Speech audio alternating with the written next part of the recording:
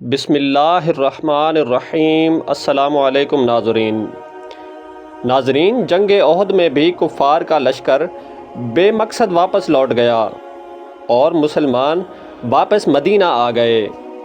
کیونکہ مسلمانوں میں حضور نبی کریم صلی اللہ علیہ وآلہ وسلم بنفس نفیس موجود تھے، تو ان کی ترغیب اور غلبے میں بھلا کیسے کمی آ سکتی تھی۔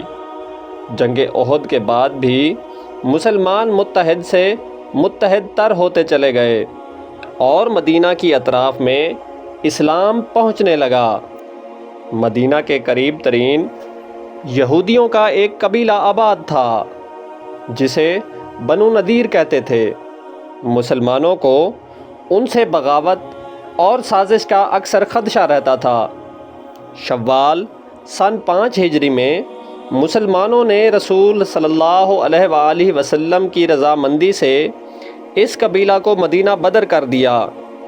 بنو نذیر جیسے ہی مدینہ سے نکالے گئے تو وہ فوراً مسلمانوں کے مخالفین قریش مکہ کے پاس جا پہنچے اور کفار مکہ کو ایک بار پھر جنگ پر اکسانے لگے اور وعدہ کیا کہ ہم تمہارا ساتھ دیں گے اور جب تک مسلمان نیست و نابود نہ ہو جائیں ہم تمہارا ساتھ نہیں چھوڑیں گے۔ ابو سفیان نے بنو نذیر کے یہودیوں کا خیر مقدم کیا اور کہا کہ ہمیں ہر وہ شخص عزیز ہے جو مسلمانوں کے خلاف ہمارے ساتھ ہو۔ اس کے بعد قریش نے ان یہودیوں سے پوچھا کہ تم پہلی کتاب والے ہو، بتاؤ بھلا ہم حق پر ہیں یا محمد؟ تو یہودیوں نے بولا کہ بے شک اے قریش، آپ حق پر ہیں اور مسلمان جھوٹے ہیں، جس پر کفار مکہ خوش ہو گئے۔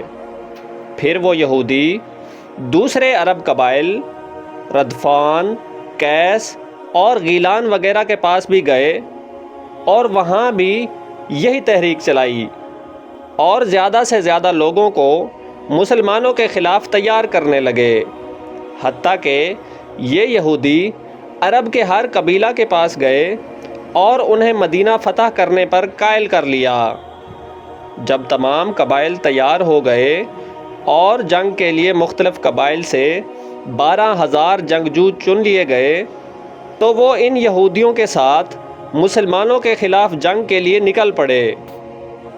جب تمام عرب قبائل اکٹھے ہو کر 12,000 کے لشکر کے ساتھ مدینہ پر حملہ کے لیے نکلے تو قبیلہ بنی خزاع کے چند لوگوں نے نبی کریم صلی اللہ علیہ وآلہ وسلم کو کفار کی تیاری اور روانگی کی اطلاع دے دی۔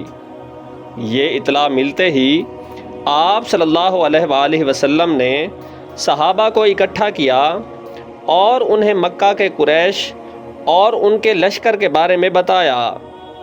تمام صحابہ نے مدینہ کو محفوظ بنانے اور 12,000 کے لشکر کا مقابلہ کرنے کے لیے اپنی اپنی رائے دی۔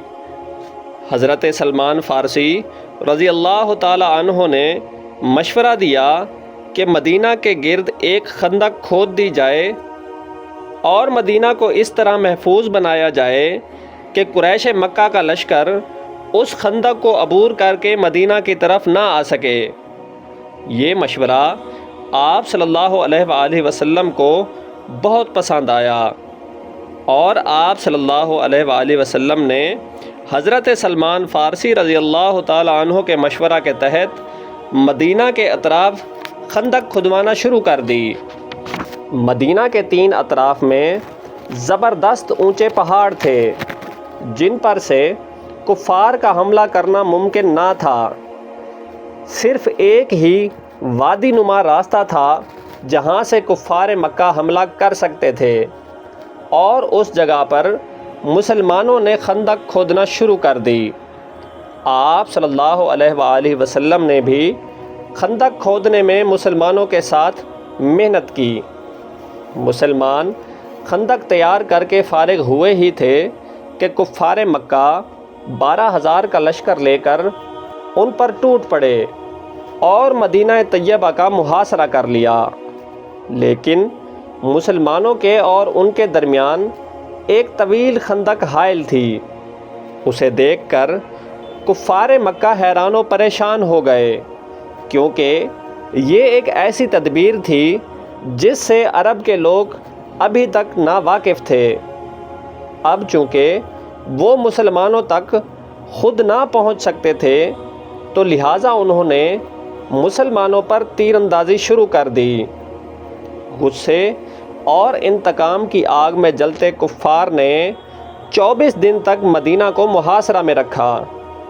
24 دن کے محاصرہ میں رہنے کے بعد مسلمانوں کے حوصلے پست ہونے لگے اور انہیں خوف محسوس ہونے لگا، لیکن اللہ تعالیٰ نے مسلمانوں کی مدد کی اور ایک رات بہت تیز اور سرد ہوا بھیجی، جس سے مسلمانوں کو تو کوئی فرق نہ ہوا، لیکن اس ہوا نے کافروں کے خیمے گرا دیے، تنابیں توڑ دیں، کھوٹے اکھاڑ دیے، ان کی ہانڈیاں الٹ دیں، حتیٰ کہ آدمی زمین پر گرنے لگے، جس سے کافروں کے حوصلے پست ہو گئے۔